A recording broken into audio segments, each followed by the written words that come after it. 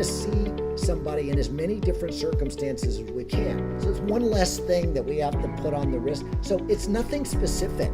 This video is brought to you by Procopia Law, the recommended law firm of Founders Floor. It's just anything that we can look at and say, wow, that person's going to react like that in that situation. Yeah, sounds pretty good.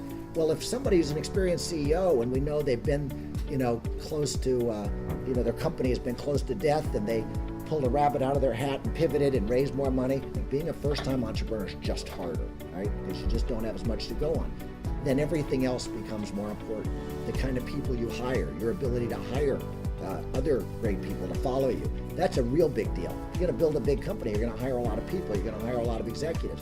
Well, if we see early on that your first 3 or 4 people that you've hired are pretty impressive and they're following you and your teammates, market size is big, but that's a mechanical thing. It's just fund size is certain. This big, we have so many companies. Statistically, so many are not going to make it.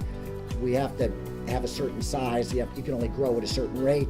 Comes out to be, if it's not $1 billion market size, it just doesn't work that well.